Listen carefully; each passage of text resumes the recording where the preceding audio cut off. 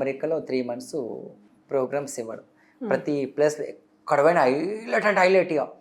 అప్పుడు ఈ ఫేమస్ కదా చోలీకే పీచే సాంగ్, తర్వాత కజరారే, ఇవన్నీ super duper hit. Same ditto చేసేవాడిని. ఈ అక్క పరేషన్ అయిపోయింది. ఎక్కడ పోయినా ఫేమస్ అయిపోయినాం. ఒక న్యూ జెర్సీలో నాకు చాలా పెద్ద అవమానం జరిగింది. ఎంత పెద్దదంటే ఒక అతను వచ్చి, నువ్వు రెడ్డిల కులంలో పుట్టి రెడ్డిల పరువు తీసేస్తున్నావు, ఆడవేషం వేస్తున్నావు, నువ్వు ఎందుకు నీ లైఫ్ అన్నట్లు మాట్లాడాడు. చాలా థింక్ చేసిన. అంటే ఫస్ట్ టైం అమెరికా వచ్చాను, రివర్స్ సమాధానం చెప్తే ఏమవుతుంది ఏంటి అని బాగా ఆలోచించుకొని ఆయన అట్లా మాట్లాడగానే లతా గారికి చెప్పిన, అక్క ఏందని అట్లా మాట్లాడుతున్నా అంటే ఒకటే మాట అంది, లోకులు పలుకాకులు ఎవ్వరి మాట వినకు, తెచ్చింది నేను, డబ్బిచ్చేది నేను, నువ్వు ఇలా బాధపడకు తమ్ముడు అని.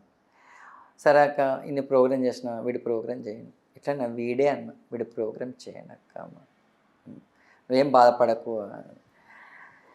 వాళ్ళు నైటు బిఫోర్ డిన్నర్ ఉంటుంది కదా, స్టార్ నైట్ డిన్నర్ సంథింగ్, ఆ డిన్నర్కు ఆయన అందరినీ పిలిచాడు, నన్ను పిలవాలి. సో నేను టీంలో వచ్చినవాడిని కదా, వద్దు అన్నాడు. ఎందుకంటే వాడు రెడ్డిల కులంలో ఒట్టి ఆడవేషం వేస్తున్నాడు అది అని. తర్వాత సరే ఆమె ఒకటే చెప్పింది, రేపు నీ ప్రోగ్రామ్ హైలైట్ కావాలంటే వాడే కారణం.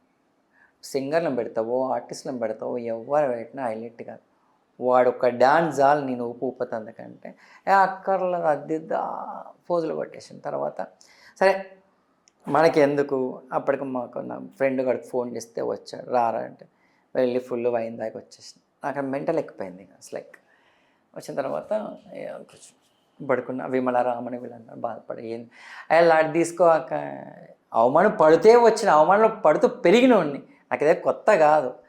ఆ తర్వాత నాకు మంచి తాగినాక ధైర్యం వచ్చినట్లయింది అందరూ.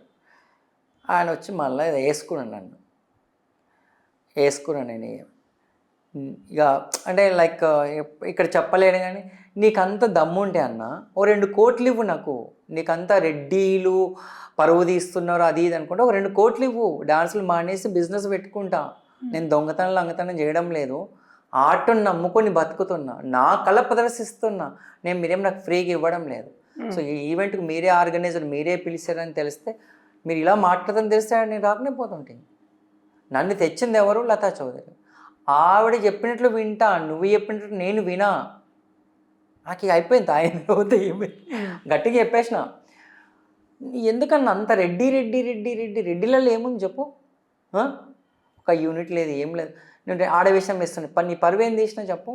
నేను బ్రతలు చేస్తున్నానా, గలీజ్ పని చేస్తున్నానా, కాళ్ళని నమ్ముకొని బతుకుతున్నా. నీకు ధైర్యం అయితే వీళ్ళు చూడు, నీకు హెల్ప్ చేయాలనుకుంటే నా డబ్బులు ఇచ్చి హెల్ప్ చేయి. ఇన్ని సోది కబుర్లు కాదు, ఇట్లా వేసేసుకుని అందరూ స్టన్ అయిపోయి చూస్తారు. మంచిగా మాట్లాడినా, మంచిగా.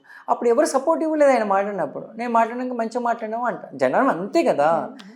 సరే నేను రేపు ప్రోగ్రామ్ చేయనన్నా, మీరు చేసుకో, నాకు పేమెంట్ కూడా అక్కర్లేదు, నేను చెప్తాను అక్కకి అని చెప్పేసి. లతా గారు పొద్దున్నే, తమ్ముడు నువ్వు మేకప్ వేసుకో, సాయంత్రం మర్యాద ఉండనట్టు. నాదేముంది, చెప్పింది ఆర్గనైజరు, ఆవిడ వేసుకోమని నేను వేసుకుంటా, వద్దు అంటే మానేస్తా, నా పేమెంట్ నాకు వస్తుంది. అట్లా అయిపోయింది మైండ్. అందరు రామరెడ్డి అన్న ఇలా చాలామంది ఏమీలు ఉన్నారు, సింగర్ జరుగుతూ ఉన్నాయి, పాటలు, ఈ కామెడీ ఎంతకంటే చేస్తారు, ఊపు ఉండాలి కదా. ఇట్లా కాదని చెప్పి ఫస్ట్ చోలీకి పిచ్చి డ్రెస్ చేసుకున్నాను. మొత్తం కాస్ట్యూమ్ ఉంటుంది. నీ డెసిషనే? నా డెసిషన్. అంటే 3-4 ఎంట్రీలు నాయి. 4 ఎంట్రీలో ఫస్ట్ ఒక క్లాసికల్ ఉంటుంది, ఒక ఫోక్ ఉంటుంది, సినిమా డాన్స్ ఉంటుంది. ఇట్లా కాదు, రివర్స్ చేద్దామని చెప్పి ఫస్ట్ చోలీకే పీచే మొత్తం. అంటే డాన్స్ చేస్తారు చాలామంది, కానీ ఆ సేమ్ సినిమాలో ఉన్న లాంటి కాస్ట్యూమ్ వేసుకొని చెయ్యరు, ఎవరు చెయ్యరు. అంటే అట్లా ఎవరు కుట్టుకోని కష్టం కదా, ఏదో డ్రెస్ వేసుకొని డాన్స్ చేస్తారు. మళ్ళీ అందులో అబ్బాయి ఆడవేషం వేయడము నాకు దేవుడు ఇచ్చిన వరం అది. నేను ఒకవేళ ఆడవేషం వేసానంటే ఎంతటి మగవాడినైనా నేను కించపరచుకో, అంత భావన నాకు ఇచ్చాడు దేవుడు.